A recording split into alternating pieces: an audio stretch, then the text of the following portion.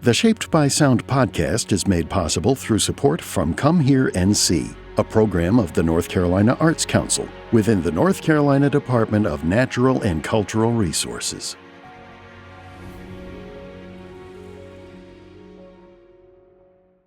MC Taylor of His Golden Messenger, thank you for being on Shaped by Sound. I'm glad to be here. Thanks for having me. Yeah, we're excited. So to start off the show, I kind of want to just have a little fun and ask you a question that I've been thinking about lately. Okay. If you were to sit down and think about your favorite, or maybe one of the most iconic, or whatever, American rock bands, American being the key term, rock bands, or musicians, who would you list at the top of that list? I've had this discussion with my friends over and over again, and I feel like the list continues to get cold with new people. Sure. Rock bands. Is that what you said? Rock bands? Yeah, that's a general term. You know, you can go anywhere with it. I mean, if you want to say musicians. This is tricky. Yeah. Because, a lot of American history plays into this. Right. But I would say Creedence Clearwater would be one. Yeah. Tom Petty and the Heartbreakers. Yep. They kind of synthesized a lot of American music. But, you know, then if we start, like, defining more broadly, I might look at, like, Sly and the Family Stone, maybe. You know? Yeah.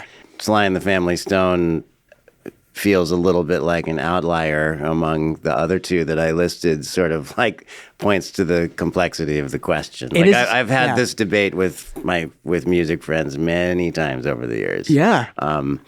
Musicians that are black and white, and the answer is different for everyone. I just always think it's an interesting barometer for people. Yeah, I mean, you know, it also speaks to, like, how old I am and, like, what I'm familiar with. Right. Yeah, exactly. I think for me, it would be the Grateful Dead. Oh, the Dead. Interesting. And I think about that from more of like a historical lens too, about sort of when I think like American, quote unquote. Yeah. This idea that they sort of embodied the beatnik culture. Yeah. Right. And that was a massive part of American life, at least for half of the country. Yeah. A culture definitely developed around them that is unlike any other type of musical act. I mean, there were bands after that, around which a culture developed that was similar to what the Grateful Dead had, but I don't know that there was anything before the Dead where there were just like large groups of people following them around. Right. It kind of didn't matter how good or bad the Dead played. People were stoked to be there. People were just it was the event. Yeah. There's something I love about them too, or there's many documentaries about them, but one that I watched called Long Strange Trip, where they talk about the Dead being sort of the originators of music sharing. And how they let people come in and tape the shows for free and didn't charge people or, sue them. And how that has become such a massive part of how we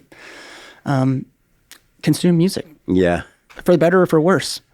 Yeah, I mean, they were at the forefront of a lot of sort of musical cultural movements, although I feel like it might be giving them a little bit more credit than probably than they deserve to say they invented it. Yeah. I think it has more to do with the fact that, like, they couldn't stop it. Or maybe didn't want to stop it? Well, they were trying to stop the tapers. Were they? And eventually they couldn't. Right. They couldn't. So I think it was sort of like, if you can't beat them, join them situation. And I mean, they did stick to their whatever, like, cultural politics. I mean, whatever their politics were, it sort of doesn't matter, and it's also a little unclear. But, like, whatever their cultural politics were, it feels like they stuck to their guns in terms of, like, creating this universe. They were always consistent about wanting to create a universe where anyone could do whatever they wanted. Right. It's easier for people with a lot of money to do that. Sure. But they did that, and they did that even when they had no money. And I've always loved that about them. I mean, I love that. I love that band. Yeah. It's a special band. Yeah, I know you were a part of that Day of the Dead live, I guess, Day of the Dead compilation years ago. That was a sick record, by the way. Yeah, thanks. Yeah. I know it was. That was beautiful. I was honored to be a part of that. And later I sang in Phil Lesh's band for a few shows. Right. And that was mind-blowing. I bet. And he passed away recently this year, right? Yeah. Yeah. Yeah, and his son Graham is a friend, and I mean I'm a huge fan of what those guys were about and their music. I think their songwriting is great. Yeah, it's gonna hopefully live on forever, I think. Yeah. All right. So outside of that, let's get into more things about you. Now that we've covered the Grateful Dead. Yeah. It's funny. This comes back in many interviews I do here. But MC, you come to us in North Carolina by way of California. Mm-hmm. Can you talk to us a little bit about growing up in California and sort of your early experiences with music in California? Sure. I grew up in Southern California, which really feels like ground zero for American, I don't know, what we think of as like American popular culture, sort of writ large. I was a skateboarder, like I was a very dedicated skateboarder and surfer. And I thought that like one of those two things would be my life. As a kid, I hoped. Yeah. Let's see, my dad is a guitar player and singer, and he played in bands in high school, mm-hmm. and a little bit after. And he had great groups. It was like, it would have been the mid-'60s, so like during the folk music revival. So like Kingston Trio and the Chad Mitchell Singers and Peter, Paul, and Mary. That was like his repertoire, was that stuff. Did he kind of bleed into some of that, I guess, later on in the 60s, that Laurel Canyon sort of vibe? A little bit. I mean, he was really into the Byrds, and he was really into the Beatles, and he claims, I have no reason to disbelieve him, he claims that he saw the Byrds and the Beatles on the same night. Whoa. I think he would have seen the Beatles maybe at the Hollywood Bowl. Wow. And then the Byrds were playing at a club called Ciro's on the Sunset Strip. Just thinking about the Beatles at the Hollywood Bowl kind of blows my mind. I know. And then to put the Byrds on top of that. I know. I might be recounting the like venues incorrectly, but I still love the Byrds. I mean, I love the Beatles too. I love the Byrds are like really formative for me. So I grew up hearing him play and sing, and just understanding that a guitar was something that you could have in the house and sing around the house, and that it could be sort of homemade. I was really into music when I was a kid, starting really young. That's all I would spend my allowance on. So I would skateboard up to either the local skate shop, or there was a place called Pier Records that was not that long of a skateboard ride for me. But I liked stuff that seemed to exist on the fringes, which was also stuff that was easy to find at like a skate shop, which was like at that time just a subculture way off to the side. So it's sort of a chicken and egg thing. Did I like stuff that was on the margins and coincidentally find it, or did I like it because that's what they had at the skate shop that I was going to? Yeah. By the time I was like maybe 10 or something, I was buying tapes of like punk bands. Like at the time it would have been like TSOL, JFA, Bad Brains, Dead Kennedys, that kind of stuff. Yeah. But I was also really into like early rap music that was happening then. Right? Really? So, and it seemed like all part of the same thing, which is music that was way on the fringes that your parents really were not feeling. Right.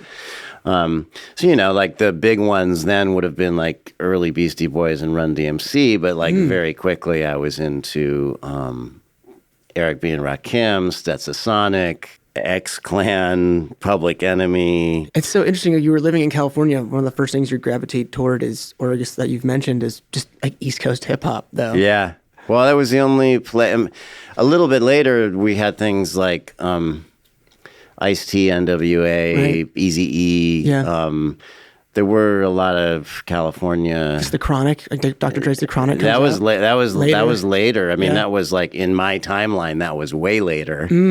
Interesting. But I mean, there was just such in the world of rap, hip hop. There was so much East Coast music. Right, but it's also, I guess, hip hop then on the fringes, right?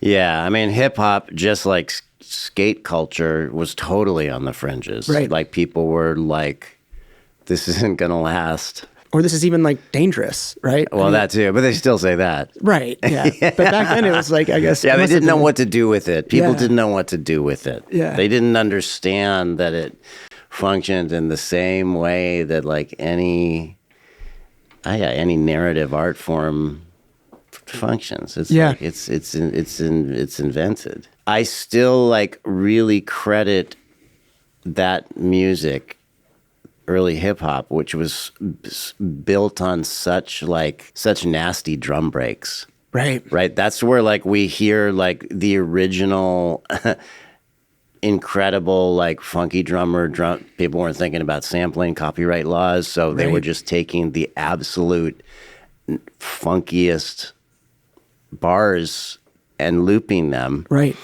And that's still inside me. Like when we play, when His Golden Messenger plays the stuff that is like so like 16th note, that I'm not nodding to the Allman Brothers. I'm nodding to like the hip hop that I grew up on, which That is is so like cool. so.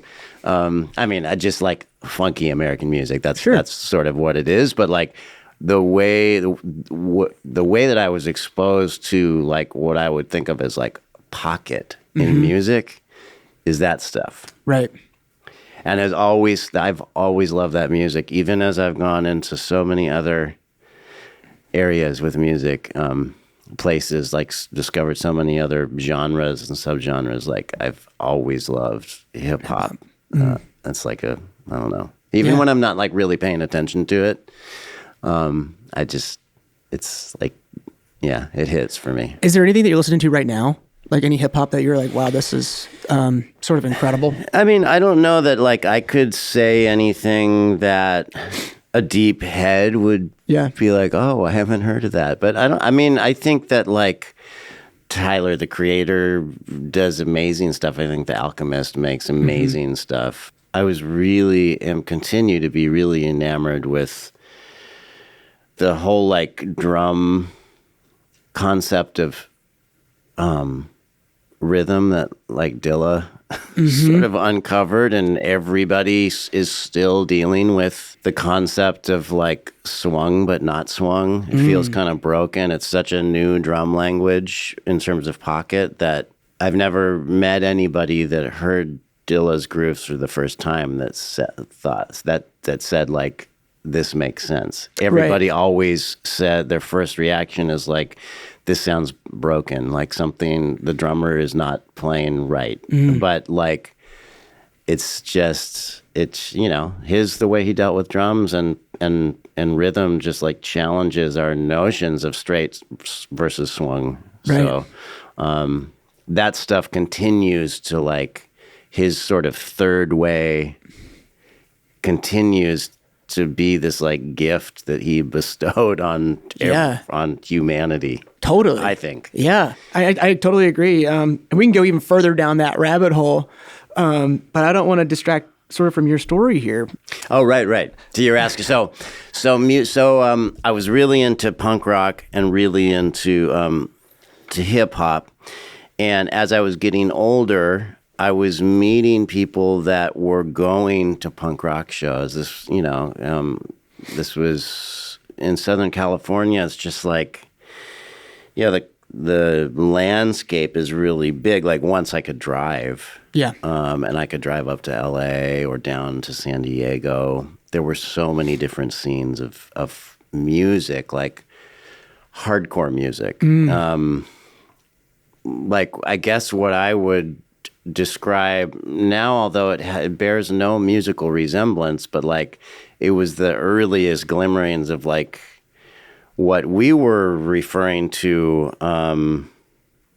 sort of pejoratively as emo music, which like had its roots in like DC hardcore, like Fugazi, Rites of Spring, all the Discord Records stuff that was happening, which was like not like burly, masculine, tough guy, but some weird artsy strain. It still was all dudes. That's the thing that's so funny, is that it was so like male dominated. But at least there was like a discussion about there was a discussion about it, and trying to set ourselves apart from like these, I don't know. There was a ton of music of that sort being made in San Diego, which is funny because that's such a conservative place.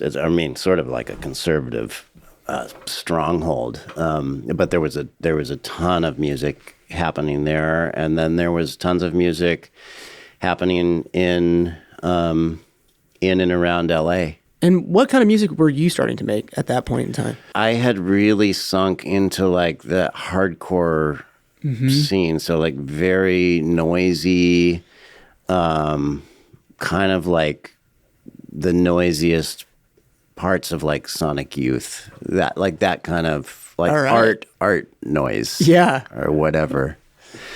And I was just around that music a lot. I was seeing a lot of that music. I remember like the first warehouse show I ever went to. I was 16, and I saw this band that just became my favorite band.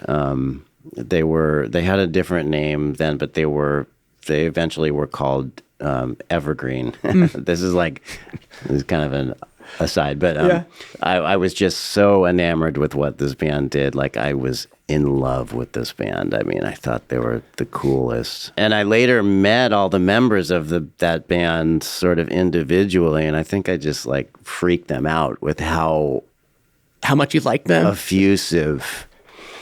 But the drummer of that band, Evergreen, is named Jason Bosell. He's the drummer of Rilo Kiley. Wow. And he plays. He's played with a whole bunch of people, and he's a buddy of mine now. But like the first time I met him, I just took him and was like, dude, it was decades later, and was just like, I need to talk to you. Let's talk about Evergreen. Yeah, but he was like, oh yeah, I meet people like you sometimes.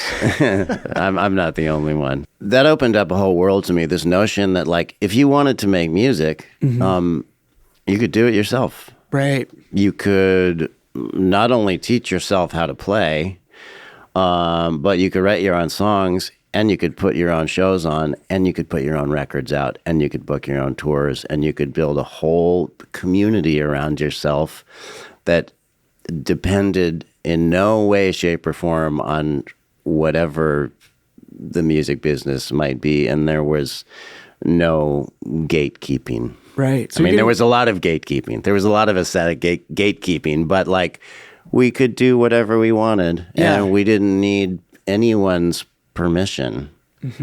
There were no managers.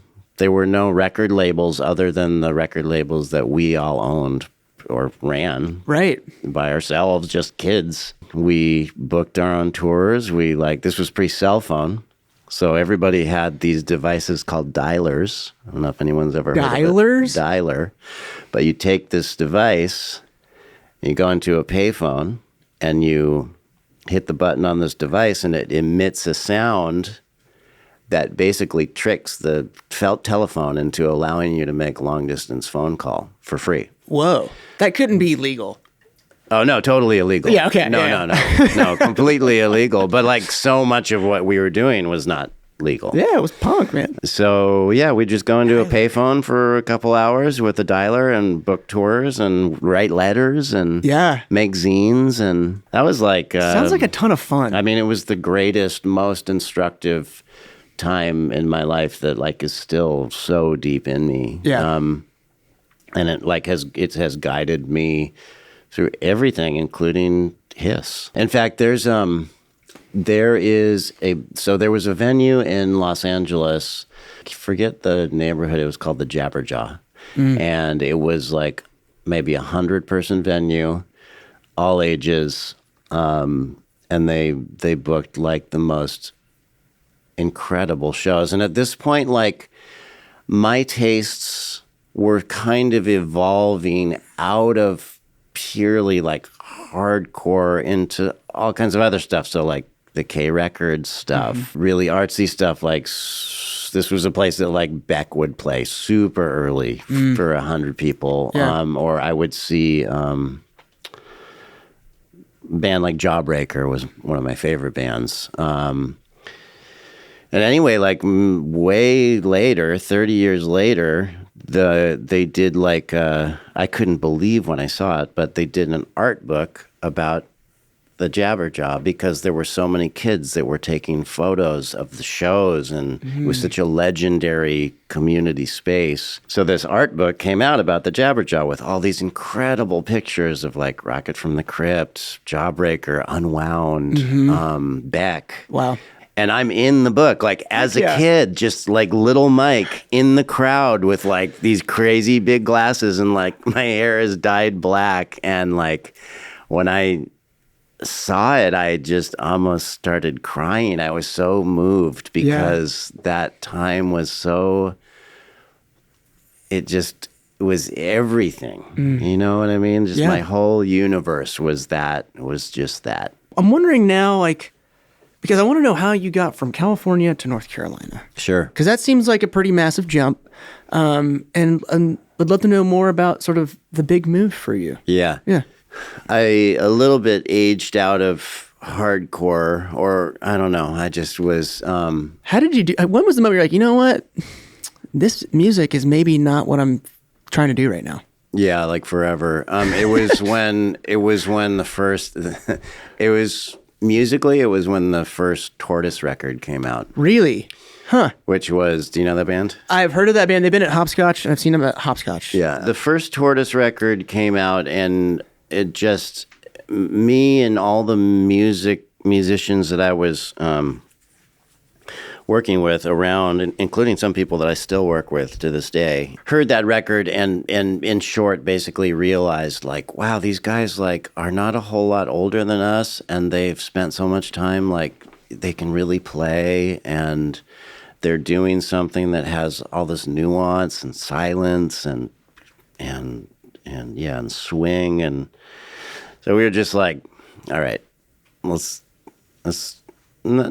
maybe not grow up is the word, but like I wanted to evolve. I was hearing all kinds of music at this point that was being made that I was like, that's the kind of stuff I like. I heard Low for the first time around then, and just people that were dealing with dynamics in a different way. Yeah. A bunch of time passed. I was kept on playing. I was kind of starting to write my own songs. And I maybe started to like look back towards some of the stuff I heard as a kid, like the Byrds and stuff like that. And I was thinking like, what is the most like aggressive thing that I could do right now? Maybe at that time, for whatever reason, it was like, what if I started making music that's felt or sounded like country music? Not totally like understanding what that would be, but there were enough examples in the like independent music world, like Palace Music. Will Oldham was making records then, early like Bill Callahan records, and I was just interested in like exploring that palette of sound, which is what I did for a really long time. I formed a band, lived in San Francisco, toured and made a bunch of records. with this band for a decade, but I was just kind of like, by the end of that, I was like, I'm just like kind of this. Like a plateau? Yeah, I kind of just had flatlined. Yeah. I needed something new, and I decided to go back to school. But I was in my early 30s at this point. And I was interested in folklore programs, of which there were not that many. I knew what I knew about North Carolina I liked because I'd been through here on tour a few times. Right. I didn't understand the geography of it at all. I didn't look at any map or anything. It was just unthinkable now. So my wife and I decided to move here. We didn't know anybody. Yeah. And I got into the folklore program at UNC, and we moved to Chapel Hill. And at this point, music, I wasn't really playing shows. I was kind of writing. I had started His Golden Messenger like in the last year of my time in San Francisco. It was like a different band, and just really trying to find my way. And music kind of was sort of off to the side a little bit. Yeah.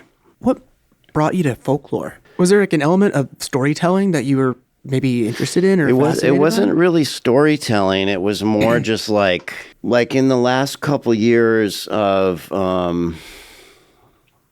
living in San Francisco, like just as an example of like what I was thinking folklore might be. Yeah. Because I didn't totally know. Yeah. This was like the time when all of us were discovering the music of Michael Hurley, who also just passed in the past year. Mm-hmm. Amazing songwriter that made a million records. And just like a true off the beaten path guy. But a lot of us in the music community there were discovering his old records. And I was like, I'm going to find him. And we're going to put on, if he's still alive, I'm going to find him and we're going to put on a show, which I did. Yeah. I mean, I was so stupid. Like, he had always been playing shows. He had a rich and busy musical life. Yeah. I just thought that as a young person, he couldn't possibly still be, you know what I mean? So it was like that kind of stuff. Like, I didn't know exactly, other than just being in touch with older forms.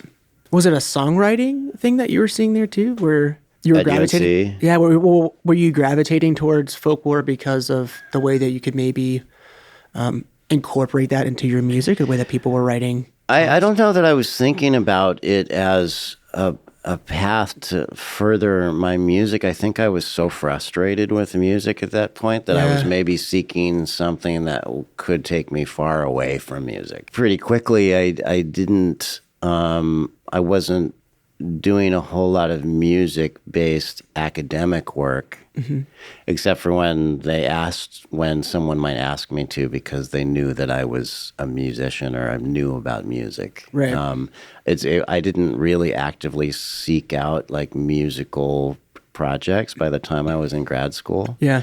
In fact, like I did a lot of my thesis was about lowrider cars. Yeah. It's a long story. We don't have to go down to. I mean, it was amazing work that I was able to do with these guys. Also, a culture that is on the fringes. Yeah, that's right. It was like it was on the fringes, but it was also this like, if you think about sort of Latinx culture in North Carolina or California or North Carolina. Well, no. Like when I moved here. Yeah. I was coming from San Francisco. I was like, are there taquerias in Durham? Are there Latino people in Durham? And people were telling me like, no, there's not any of that stuff. And I was like, that can't possibly be true. Yeah. And then you just drive up and down Roxborough Street and it's like incredible taquerias that have been there since then. Right. Superior supermarket is there. I've been going there since I moved here. Yeah.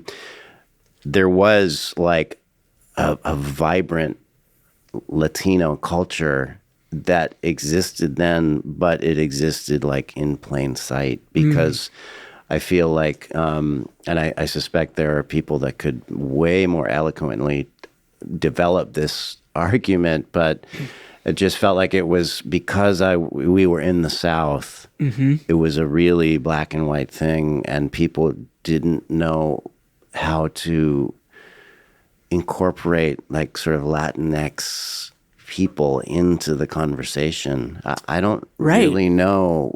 So part of that at that time was like, I was looking and I was like reading research, like North Carolina has the fastest growing Latino population in the country. Right.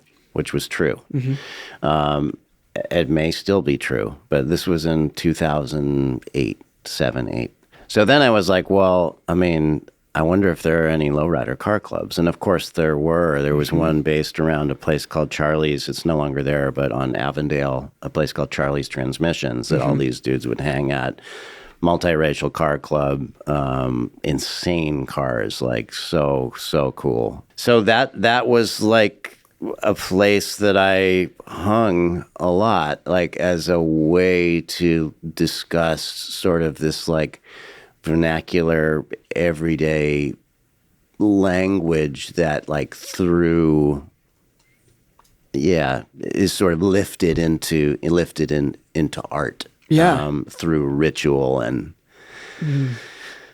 aesthetic, sort of an agreement of aesthetic value. Among the dudes that were in this club. And I guess for them I don't know, I keep on going back to storytelling here, but it seems like within that kind of culture, within that kind of tight-knit community, it seems like you're going to be able to be exposed to things that may be generational. Yeah. I mean, for sure, as far as I can recall, like everybody was, all these guys who were like, I'm way older than these guys were when I was with them then. Right. But I think everybody had come to cars and car culture through their parents. Yeah. Yeah. And through that is like oral tradition. Yeah. I mean, there was I would say like the role that language played is that there was a shared language that everybody in the club understood as how you talk about cars. Right. Like folklore, in terms of like, as I understand it, in the academic sense, and just I've been out of the academy for a really long time. Yeah. So this is like a long time since I've dealt with this. But I would say that folklore is less about storytelling and more about everyday culture and the way that we imbue it, that the way that we can make like sort of organized communities around certain things and talk about those things, whether it be lowrider cars, record collecting, I mean, anything, microphones. Right. It's like where a community develops around activities or things, there also develops language to talk about it and aesthetics and value. No, I am curious though how you're embedded in your work, in this folklore work. When did the music sort of start to really come back for you? Right around the same time we had, my wife and I had our first child, Elijah, who's now 16. And I was still like deeply passionate about music and about playing and writing, but I never felt like I needed or wanted to like reinvent the wheel, but I needed to write songs that like were immediately identifiable as mine. So I was writing a lot still, but it was just for me. And I think that sort of like that looking inwards, never playing shows, not having to think about any sort of audience for this stuff, but just writing and to see what resonated with me, occasionally sharing something with a friend. You know, I was a new father at this point, so like my emotional life was kind of like broken open in a way that it hadn't been. I started writing these songs that eventually became the record Bad Debt. Right. And that really is like a very, like inward record. That was really just, there was no audience. Yeah. But once I finished enough songs, and at that point I was playing those songs for enough people, like the recordings, and people were going like, man, this is really cool. This is not like, I've not heard you do anything like this. This is very compelling. Yeah. Then I was like, well, maybe I could just like put this onto a record. And again, like that's where the like sort of hardcore do-it-yourself stuff came from. I just assembled that record, sent the master off to a place, to a pressing plant in Nashville, and like had them make 200 copies of it. Yeah. And put it up for sale somewhere online. And then they sold like immediately, and I made another 200, and you know what I mean? Then it was kind of like off to the races. Were you surprised by that? Yeah. So you just put this thing out there, all of a sudden to just sell out immediately? Yeah, I was stoked. Yeah, I bet. It was affirming because I thought that record had a really deep vibe. Yeah. And it was helpful to have the cosmos confirm that to me in some way. Yeah. There's a quote that you have, I'm sure you love hearing quotes of yours being read back to you, but you said, I realized I was making songs that felt very visceral, which is the most important thing about making music. Yeah. Let me think about what I meant by visceral. I think how I would talk about visceral now, it still sort of feels like the right word, is maybe like a existential wrestling with what it means to be a human that is in process. You know what I mean? That is happening in real time. Is happening in real time and continues happening as the record is playing. Like when I hear Bad Debt, and like probably all of my music that is like the favorite stuff that I've made, I hear something emotional that is in process, that is processing. Yeah. But then I think the other part of the word visceral to me is like vulnerable. Right. Right. So like just like an openness that can be hard to get at, but I think is super important. Like, yeah. And I think that's really across mediums. Like if you can sense a vulnerability and exploration and openness in a piece, that's like usually a pretty sure sign for me personally that it's going to be something that I'm at the very least going to want to come back to. Right. To like check myself against. It seems like what you're saying really is that at that time you were going through self-discovery. Yeah.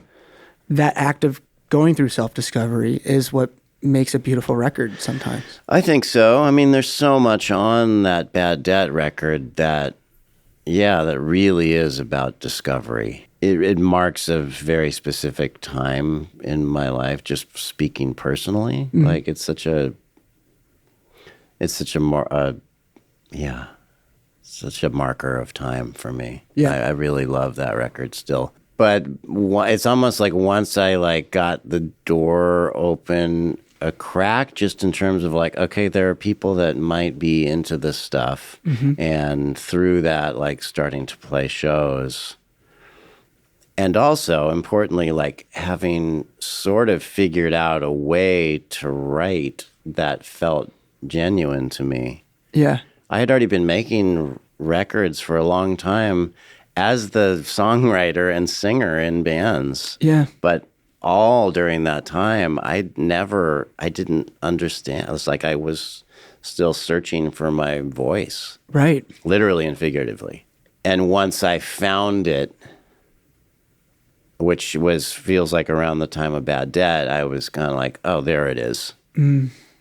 Now it's like fully wide open, and I'm just gonna write and write and write and write and write, and just like I've made a ton of records around that time. I want to go back to again, sort of what we were talking about earlier. you've also said that you've always been a rhythm guy. And what were you trying to find as far as like rhythms throughout from record to record? Do you find that as sort of a continual process for you, or something that you come back to? My sort of brief for drummers is generally the same. I mean, just technically speaking, like I need a drummer to be able to play an insane 16th note on the hat. Yeah. Right. So like that person always needs to be able to play the like, and it could be straight or swung, but like anytime I audition a drummer, I'm like, let's just like get this out of the way first. Right. So that no one's wasting anyone's time, because I'm going to be asking you to play this groove a lot. And some people can do it and some people can't. And if they can, it doesn't mean they're a bad drummer. Just like it's a thing. It's a groove. I've also found some drummers that can play it amazingly. So Matt McCon, who has played on most Hiss records. Yeah. Not all of them, but many. He can play that groove in his sleep, and he can play it swung. He can play it straight. He can dillify it. Dillify, I love that. You know, he just can. He can do every version of the 16th note hat. Yeah, I don't know. Yeah. It's still a groove that I love. Like every time I hear it on a record, and I'm not expecting it, not a Hiss record, but just something I'm listening to, I'm like, oh, there it is. Yeah. That's so cool. Outside of maybe that consistency, how has this Hiss Golden Messenger project evolved? I have been thinking a lot about song form in the past, I would say like 5 years. When I started, you know, with something like Bad Debt or Poor Moon or Ha, those are all like records that came like one after another. Those were full of songs that were very concise. Yeah. And the longer I went, oftentimes with the group of people that would be consistent for a few years, for a couple records, there started to be more and more improvisation. And we got to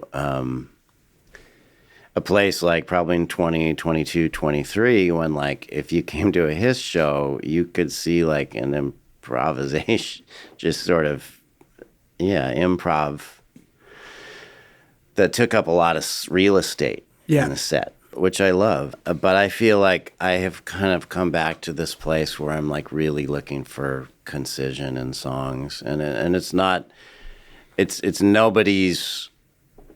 It's my decision entirely. Like if we were going way out on jams, it was because I was telling everyone like, well, let's go out, like go as far out as you can. But I feel like I've just come back to this place, especially with this record on People, where my mission for myself was like, I'm gonna write songs with beginnings and ends, and like the songs need to have like, I'm looking to write as strong choruses as I possibly can. It's like choruses that on the page are simple to sing, and not like simple technically, but like direct. Sure.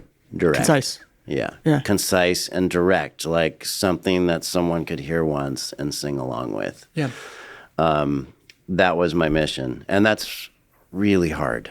I bet. To do. Yeah. That's why I've had Creedence Clearwater on the brain, you know, because he did that so well. Right.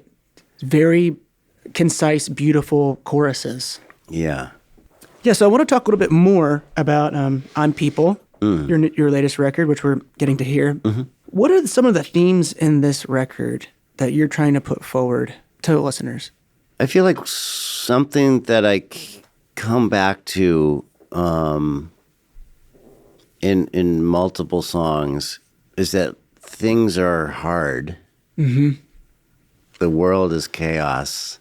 We better find a way to hold on to our joy despite it, because that's one thing that we do have some sort of control over. Right. I mean, this is something that I think about a lot for myself. So this is not a prescription for anybody, but it's more me saying to myself, Mike, is this like gonna be the moment that like these that you get pulled under the water, or like are you going to somehow remind yourself that like whoever they might be, the agents of whatever chaos. Yeah. And this could be people in the headlines, but also just like existential stuff. Sure. That has been in my life forever. Like they don't get to have the joy too. Right. You know what I mean? Like, despite how crazy the universe seems, and how dark it can seem, I'm gonna have a good time. Yeah. and not letting, I don't know, somehow avoiding the guilt of that decision, and just, it's complicated. Well, even the title sort of itself suggests, community and a shared experience. We're not going to be able to tough it out alone. The only way out is with other people. Yeah. That feels really present to me right now. Mm-hmm. And for me personally, and this is something that I think about a lot and like continue to revert back to old ways of thinking all the time. I've always been like a real lone wolf. The truth is, like, there's a lot of stuff in my life now that I'm not going to be able to lone wolf out of. The only way out is with allowing in the love that people are trying to give me. So it seems like another act sort of self-discovery is coming through within this record. Totally. Yeah.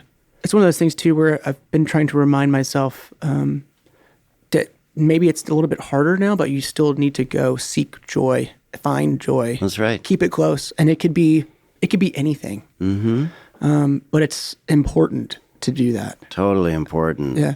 The first verse of the song "Who You Gonna Run To," which is the second song on the record, we played it here, says, Tuesday night at the by and by and the fiddles and the sawdust, as hard as it's been for everyone, I've never felt so perfect, which is a lot of things that are in tension with each other. Yeah. It's hard for everybody, and I feel good. That's something that feels vulnerable to say, even. Yeah. You know what I mean? Oh, but totally. that's life. We're not like living in either it's good or it's bad. It's like we're living in between, and it's always been that way. Right. That to me, this is my perspective. Yeah. I want to talk a little bit too. Within the set that we have with you all, we were able to use the album art as the background. Yeah. And I'd love for you to talk to us a little bit about the album art that you selected. Yeah, well, the cover of the album is this photo of me taken by Graham Tolbert. The interior gatefold is by an artist, a painter named Bill Traylor. Mm-hmm. He was working in the early part of the 20th century. He was born into slavery in Alabama or Mississippi, and didn't become an artist until much later in his life. And his work was collected by various people and now resides is in a bunch of different museums and institutions. And his work is beautiful. It's very highly regarded, and for me, it's easy to see why. It's like, again, it's very vulnerable and kind of like visceral. Yeah. To like come back to these words. So the painting that I licensed from his family is like basically takes up the whole gatefold spread of when you open the cover. It's the whole painting, and it's a picture of a blue house. The blue is this like really beautiful shade of blue, and there are all these people and dogs and crows, and there's a snake that like seem like they're trying to get into the house, and they're all painted in like black and white. Mm-hmm. At the moment that I saw it, I think I just felt like I recognized the energy that was happening in the painting, like the house being the place of solace, right? And all of these forces trying to get into it. There's like a man on the roof with like almost like an axe or a hammer that is trying to get in. But like when I see that painting, the first thing I think is that's a really beautiful painting. Mm-hmm. And I've been a fan of his work for a really long time, and I have this book of his, and I sort of opened it to that spread one day, and I was like, God, I wonder if there's any way that I could like license this. It seems crazy to like fantasize in that way, but like, I don't know, maybe. Yeah. Yeah, so it worked out. Yeah, it worked out. It took a while. Yeah, it's really cool to hear you explain that and why you gravitate toward it, based solely also off of what we were just talking about. Mm-hmm. It's how we're protecting moments of us finding joy, seeking joy, why it's important. Yeah, and like I feel like it really, there's something really cool about the fact that like the house is this beautiful shade of blue, and it's really the only thing in the painting other than another part of the house that's in color like that. Right. So that's the house is this like vibrant location on this painting that's otherwise surrounded by figures that are sort of dingy, And like that was intentional the whole time. Like I was kind of aware of what I thought the themes of this record were, some of which we've talked about today, and like I was aware of what I thought as the viewer the theme of the painting might be or could possibly be. Sure, it's your interpretation of so like they seemed like the music and the painting, I don't know, it seemed like they were speaking to each other. Yeah. One question that I like to ask everybody on the show, and sort of one of the reasons why, we came up with the concept for the show, Shaped by Sound, is we were thinking about how music really affects us as people, how it affects us as communities. And I'd like to ask everyone, how do you think that you are, as a person, are shaped by sound? I mean, music has like directed and saved my life in a million ways. That it would be hard to like parse it all. I've been a music obsessive human since I was a little kid. Yeah. I don't know why. Yeah. But it's sort of like the engine of my life. And you speak to like. You could talk to my family. My kids would be like, I mean, Dad has music playing all day, every day, in every room. Yeah. There are 3 record players in the house, all playing different records all day long. It's just like it's a language for me. It's a pressure valve. It's a way to articulate emotions when I might not have the exact words, and it's a safe place it's a safe way to communicate things that feel hard. Yeah. And I feel so fortunate to have that kind of language in my life, because I think a lot of people don't have that way to like communicate, let off steam, be in touch with things that are so deep and sensitive. Mm-hmm. Music has always been that for me. Yeah. We'd like to just kind of go through what you're going to be playing for us. I'll start off with the first one, which is In the Middle of It, which is from the new record. Yeah. In the Middle of It is the first song on I'm People. Yeah. And I feel like Maybe there is a loose, I'm hesitant to say narrative, but in the middle of it drops us into the middle of maybe the emotional landscape that I was writing around, and then like from there, I kind of move backwards and forwards. Yeah, I don't know. I like that song. Well, you said it kind of it literally puts you into the middle of the concept and themes of this record. Yeah, right. Yeah, I think so. And it's just about, in part, maybe that song is about how relationships can start and end unexpectedly. Maybe. Yeah. Like without understanding what they're about, they can come into your life and out of your life. And a lot of times you don't have a lot of control over the way that happens, the way they enter and leave. Right.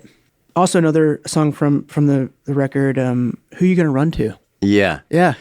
Who You Gonna Run To? We were talking about that one a little bit ago. That song, the album version of that song, there's something almost carnivalesque about the way that it feels, or like when Josh Kaufman, who produced the record with me and played a ton of stuff, he's an incredible musician, played all these guitars and other instruments.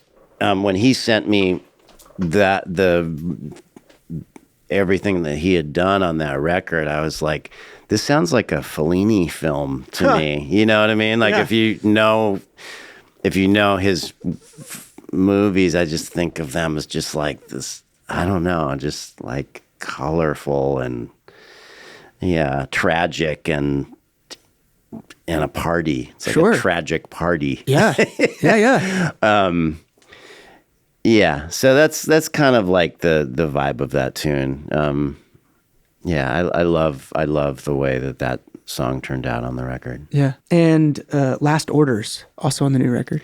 Yes. Last Orders is, it started out as kind of like a Stonesy or Faces sort of groove, like open-tuned guitars with like just a big chorus. Yeah. A big, simple chorus. And I had my buddy Marcus King sing on that one, who's like, he's like a ripping guitar. I don't know. I just was like, Marcus, I have a song I need you to sing on. And he was like, okay, man. Yeah. He has a very bold voice. Yeah, his voice is so incredible. I mean, I don't know. I think he's just like, he's got it all. He's like an insane guitar player. Right. That like uses the like idiom of the blues, which in the wrong hands can really be hackneyed, but Marcus does something special. But man, his singing voice is like just so raspy, and I don't know, there's something that's like so sexy about it. Yeah. That's like, I guess. Yeah. So it feels like a very classic sort of voice. That's right. Yeah. I'm a big fan. Yeah. And we've also got Highland Grace, which is from Heart Like a Levee. Yeah. Highland Grace is an older tune, and it's one that people always want to hear. I guess I sort of understand why, although I couldn't really like put it into words, but it's always made sense. But we decided to play that one here because I had the full band, including Matt Douglas playing saxophone, who played the original sax arrangement on the original recording. That is like every time we play it, if there's not a sax in my head, I just hear it. So yeah. That's really cool. Yeah. And he's incredible. Yeah, he's so amazing. So I feel like he just like silky smooth flows in and out of that. He's so good. All of these songs. Yeah. Shaky Eyes, which is on I'm People as well. Yeah, Shaky Eyes. Again, it's like a song about maybe the wagers, the gambles that we make in life about what's going to bring us happiness. That tune was written in a motel room in Santa Fe, where I had gone with my wife for a few days to do some. She was kind of out doing her thing, and I was staying in writing. Yeah. I knew that we were going to be making the record, and I was looking for a few more things. So yeah. And then the last song I've got here, which you played for us, was Sanctuary off of Quietly Blowing It. Yeah.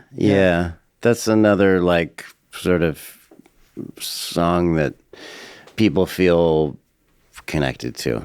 Yeah. It seems to me that people are connected to that song. Well, it seems like, especially now. Yeah.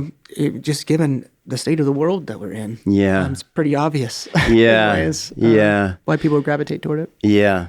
That's a song that was written a few days after John Prine passed away, who was a songwriting hero to me. And I didn't know him well, but he was a friend and like as beautiful of human as you would hope that he would be. Yeah. As someone that wrote those songs, and he Right. like absolutely lived up to that.